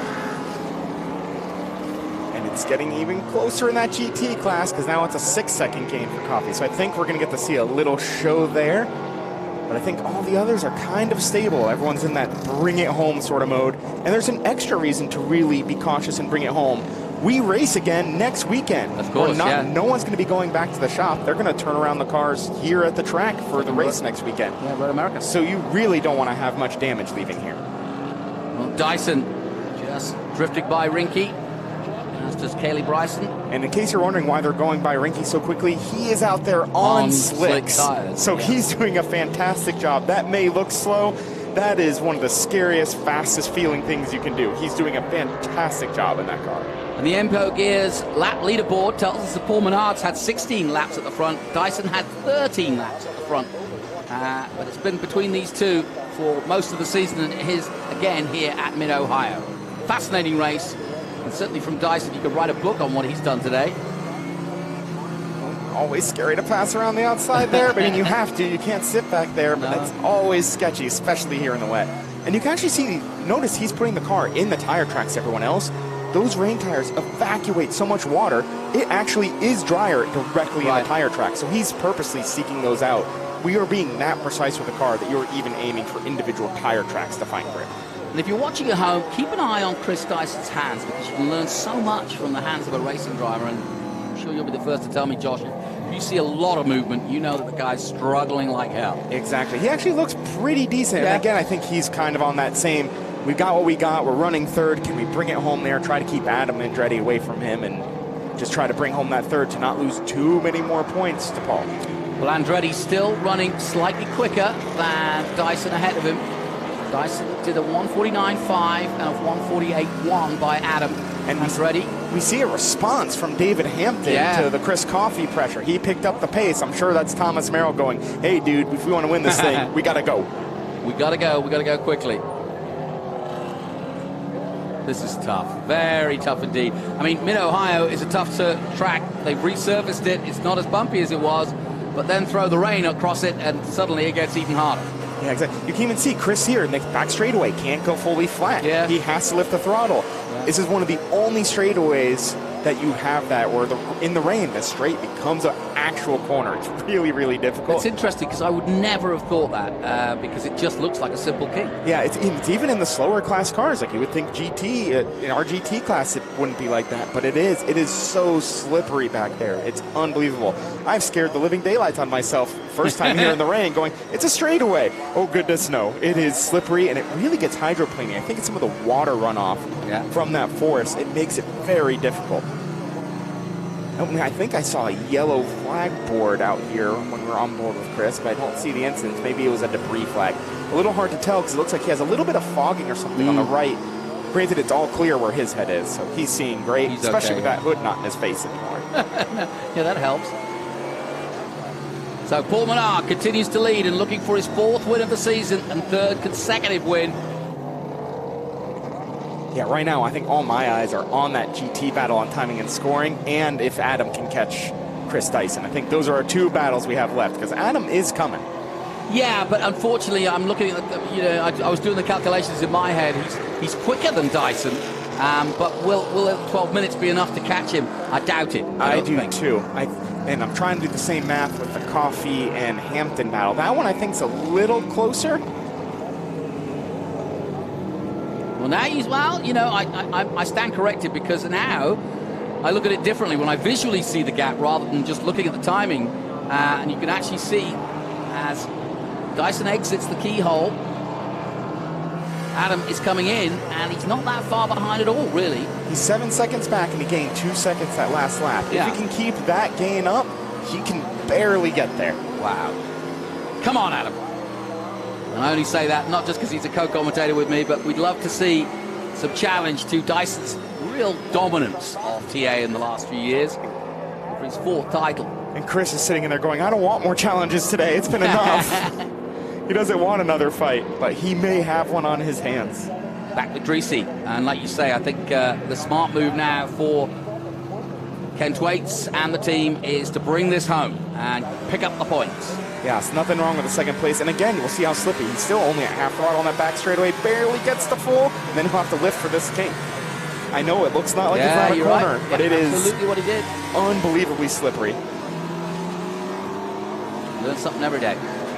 Into turn 4. Again, got to be careful going in here. A little bit wiggly under the brakes, but that's kind of normal. Trying to beach that area, that corner, you have a little bit to play with. Over the brow at 5 and then down into the water. And he's being nice and patient, which again, it's really fun to see a patient, measured drive from Tommy Dreesen. Yeah. He's really come a long way and has gotten a lot better about that over the years. Here's your leader, Paul Menard. Vast experience of racing over the years. And doesn't really need to do full-time racing anymore. He's kind of semi-retired, but chooses Trans Am like so many other drivers because this is pure racing. And even though he's been to the very top of NASCAR, this is where he loves to be of a weekend. And the Enco Gears lap leaderboard tells us he's had 19 laps at the front now to Chris Dyson's 13. And he again is putting on a master class for the Master Force Tools sponsored car. And I don't blame him for coming to Trans Am Series, especially these TA cars. Having that nearly 900 horsepower on your right foot is so much fun. It's also, I mean, you get to drive a really cool car, i.e. a fast car that does require real skill. It's not like this is for anybody. You've got to know what you're doing to be able to handle one of these things.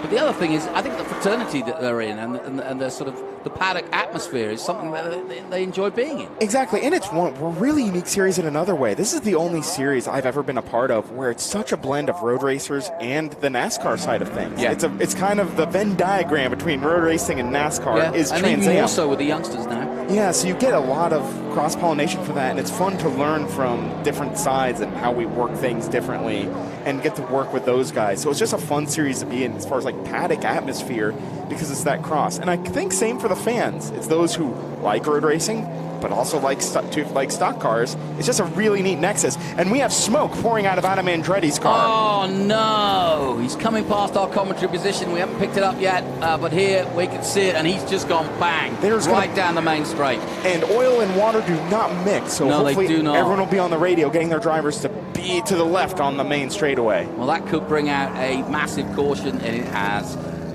So no surprise there, given the conditions and given how bad it just let go, didn't it?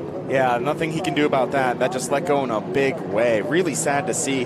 We're kind of rare to see, especially in these wet races. Well, I was just wondering, load is down. didn't he have the same problem last time out at Pittsburgh? Yeah, they had one at NOLA too, Yeah. so they're still going through their development stuff, and they still have some work to do on the reliability, It's sadly. a proven winner. He won at Road Atlanta, but he was actually having problems as he crossed the line at Road Atlanta, so this car's still in development. You got a feel for what has been a tough day at the office for Adam Andretti. The top line of car just going bang at the worst possible time with just over 10 minutes to go.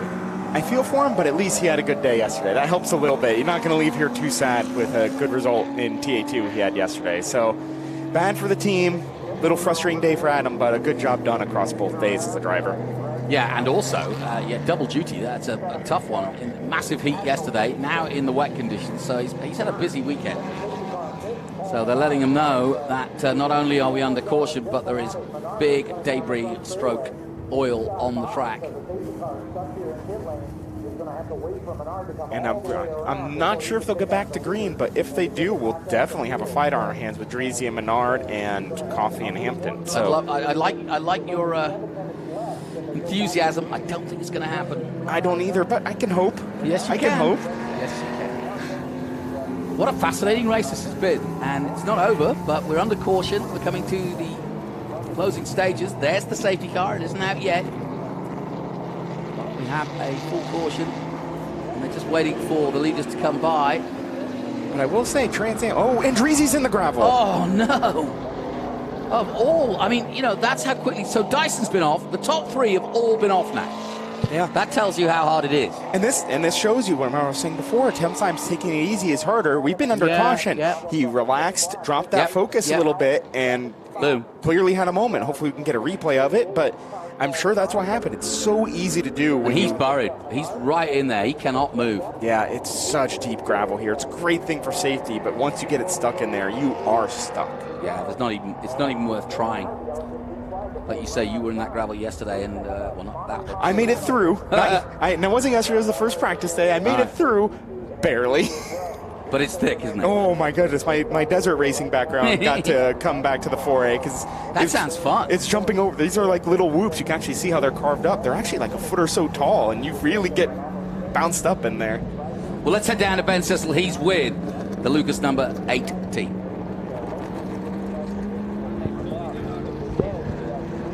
Well, thank you so much, Jonathan. I'm going to let Gary Seelix talk to his driver, who was in second place and then went off there at that very treacherous Indochina Beach. What's he saying, Gary? He's saying he just locked him up going down the backstretch, going in, got a little too deep. We're trying to get him out of the sand trap, try to salvage the best we can the weekend. So unfortunate, crazy conditions, but your driver was running a really good race. Yes, he when it starts raining, we're not too worried about it. Tommy's really good at it. We have a really good setup. We wish he just had a little more time to prep for the rain.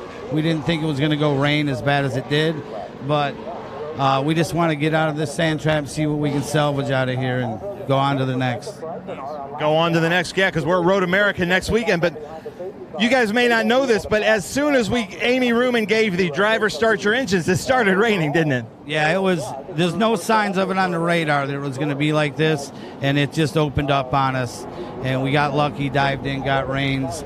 Tommy carried the car up to its second place, and then we just had a little mishap. He got in the sand trap. Hopefully they get us out real soon, and we can salvage the best we can for this weekend and go on to the next. Car's in one piece. We should be all right. Well, that's Gary Seelix.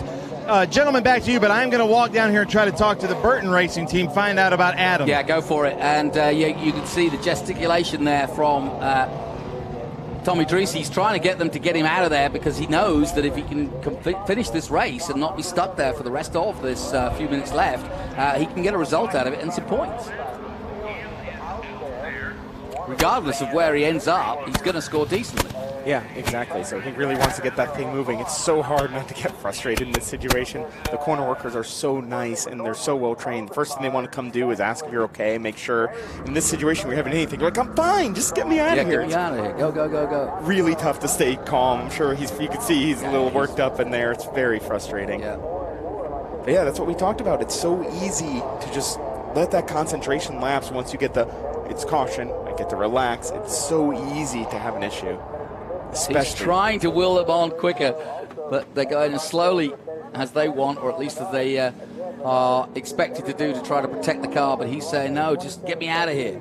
The gravel's so deep. It's so hard to move it out there. I thought it's as fast as they can do it. Once you get stuck in there, you're in there. Yeah, they know, and they've done this so many times. Tommy thinks it's one way of getting out is quickly, but there's really no quick way of doing it, is there? No, and what we may get to see out of this is David Hampton might not only get a podium and he might not only win GT, but he may get an overall podium. Well, just over 2 minutes to go in this one, so we're going to finish under caution, I'm pretty sure of, given we've got so many people stuck. You're not going to get Dreese out of there in less than 2 minutes. So these are the positions: Menard, Dyson, and Dreese officially. Dyson's stuck in, Dreese's stuck in the gravel at the moment. Andretti has conked out, the engine blowing down the main straight, and well, at least that's what it looked like. Ben's gone down to find out. The white flag is out, so this will be, under caution, the last lap of the race. Fascinating race to watch and be part of. My thanks to Josh Hurley to give us a real insight. But let's head down and find out what happened to Adam Andretti with Ben Sissel. Well, yeah, thanks, Jonathan. I heard you. Yeah, just over my right shoulder, they're waving that white flag under pace. They're going to have to probably finish the checker under yellow. But I'm here with Damon Lockhart, and just looking at the team, you were really hunting down Chris Dyson. Looked like you were really going over him. It looked like just the engine let go right here, and that's got to be heartbreaking. Yeah, I mean, the worst thing about it is Tommy went off right before our motor let go, which means, I mean, we would have had that podium, and it just right down the straightaway, smoke everywhere. It sucks. It's just kind of, it's part of racing sometimes, and it's gutting. It sucks, you know. But I know you built this car. You guys are still developing this car. Every weekend you're learning, and I'm sure you've got a bunch of input with now what you do in the rain and the wet. I saw the tape coming off the top of the louvers, but what are some of the main things you guys are learning? Just this chassis is a lot more responsive than our old one. the old chassis, kind of you throw a setup on it and it works pretty much everywhere. This one is much more in tune. You really got to change springs, the sway bar package everywhere we go. So, but it's a learning process. I think the car's been doing pretty good for its first year. So, well, thank you very much. And Jonathan and Josh, they're going to be coming to take the checker flag. So, gentlemen, take us home. Thank you so much, Ben. Yeah, always a good insight. And yeah, we must remember that Burton's still developing that car, and things go wrong when you're developing a car, and it has today. It's unfortunately just the wrong time. Yeah, always rough when that happens. He was having such a good run, and not the way you want to end your day. But I can tell you what, everyone else out there is breathing a sigh of relief. It's kind of nice to end under yellow, I'm sure, except for maybe Chris Coffey, who was trying to run down GT.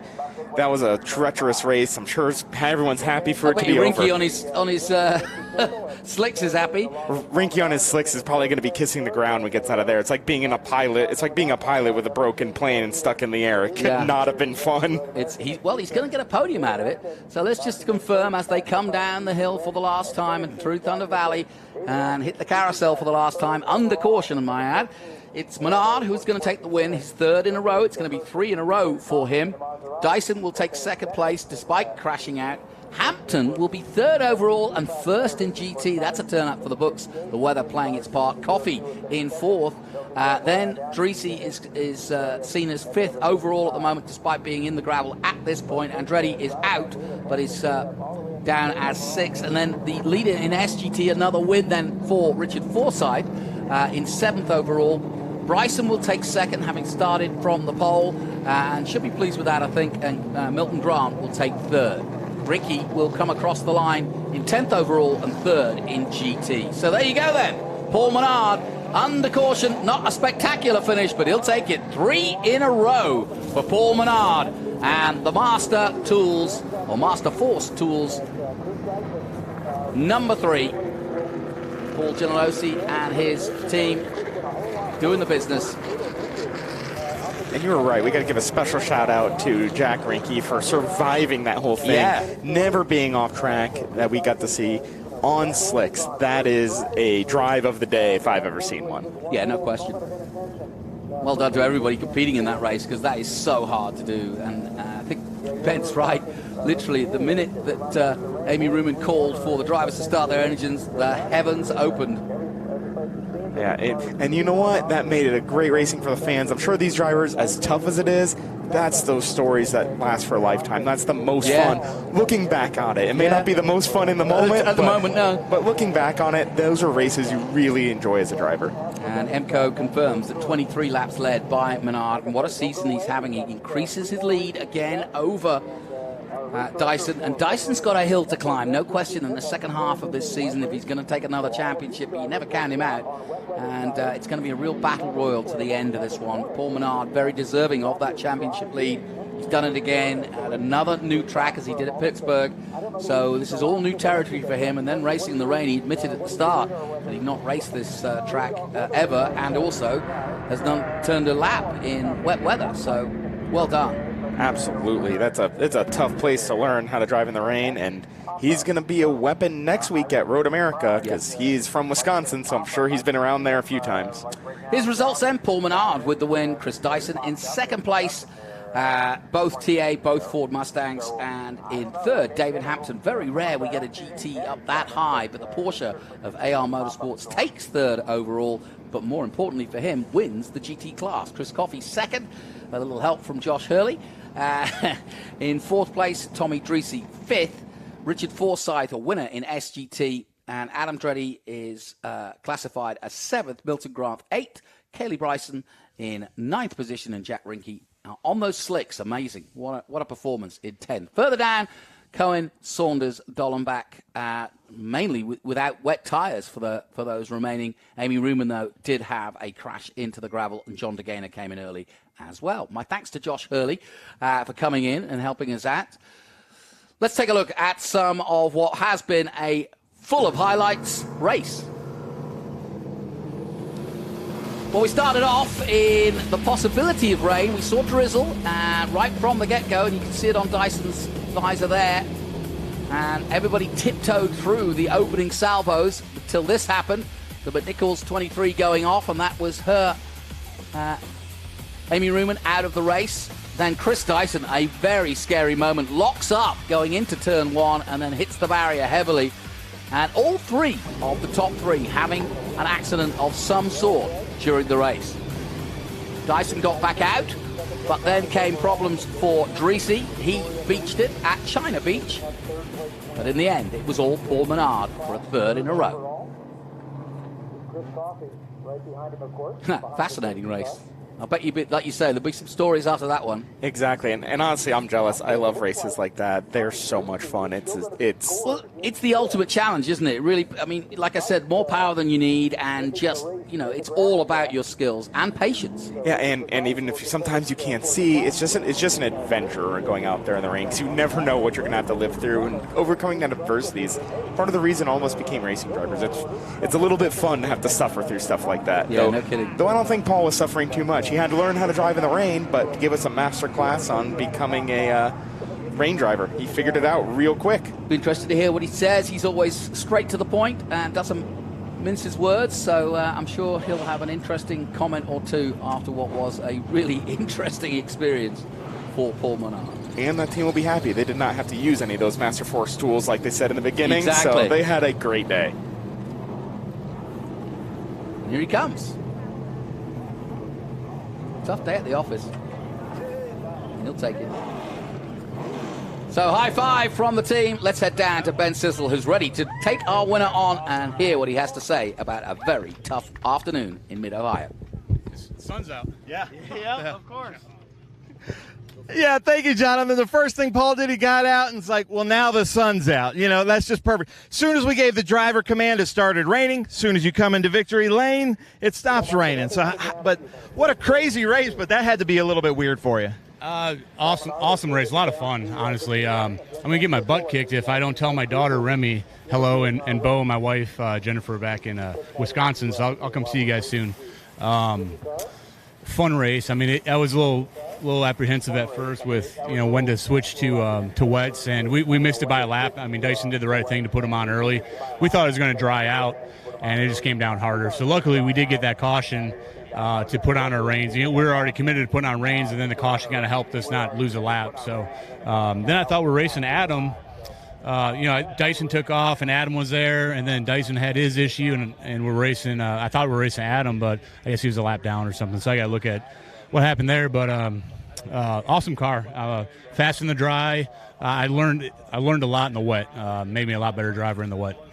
Now, historically, for the last 20 years, we've always heard Mid-Ohio was the worst road course in the rain.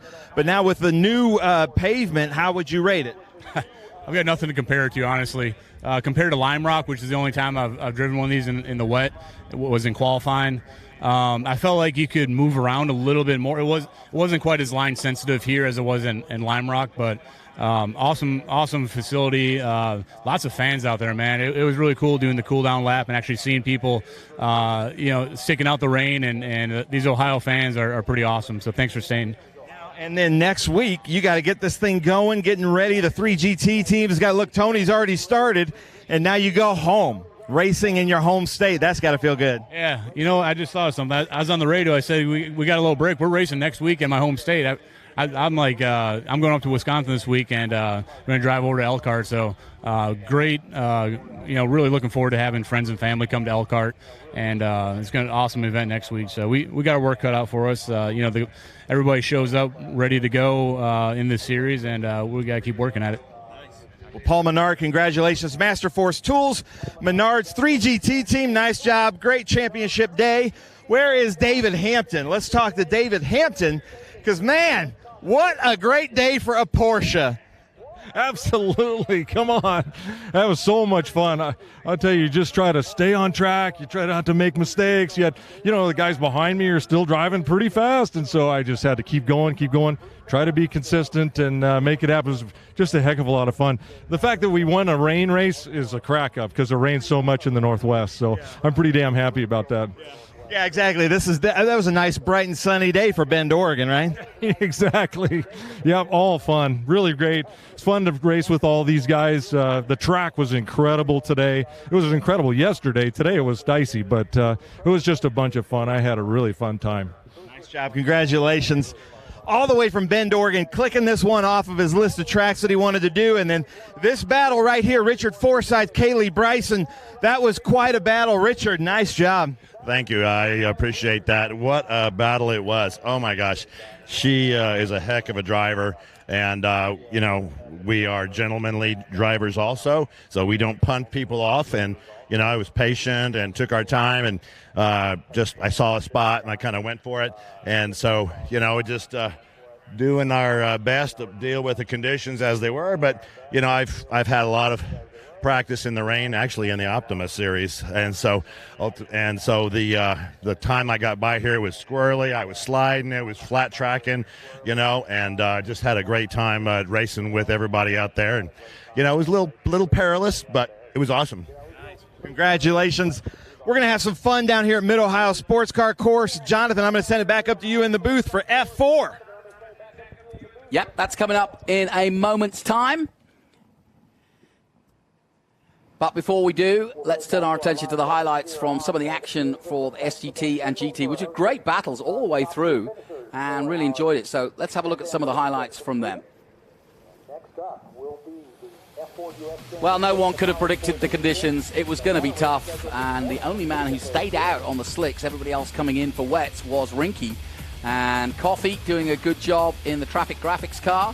Likewise, Lee Saunders, well, he didn't have wet tyres, so he stayed out on slicks as long as he could, but eventually he had to pull it over. And while the TA cars were going about their business, the GT cars were also having a great run. Hampton with a sensational race, and there's that overtake by Richard Forsyth on Kaylee Bryson, gave her a big compliment. Then it parked up for the 84 with no wets. He decided to stay in the pits.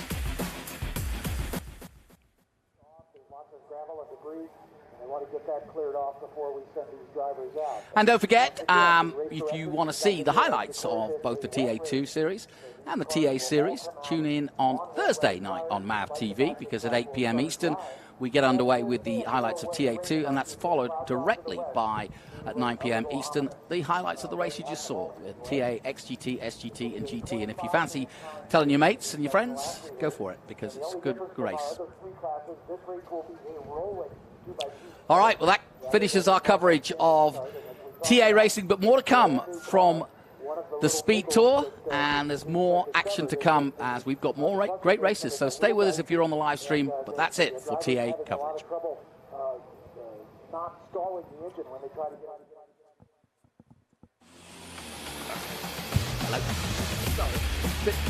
Bit of a time-consuming thing. Rock.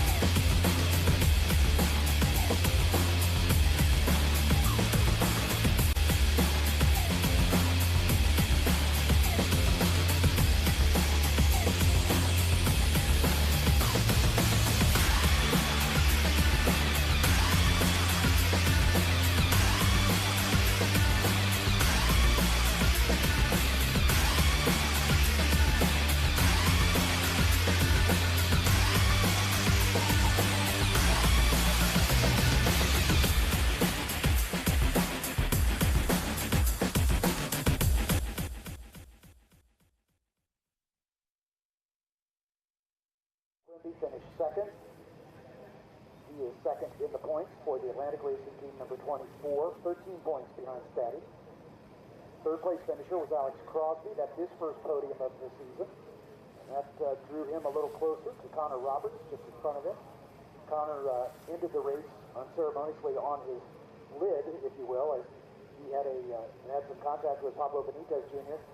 Down at the end of the straightaway, and Connor Roberts' car flipped, but he's out of the car and okay. The car's been repaired, and we expect Connor to be in the field with no further issues.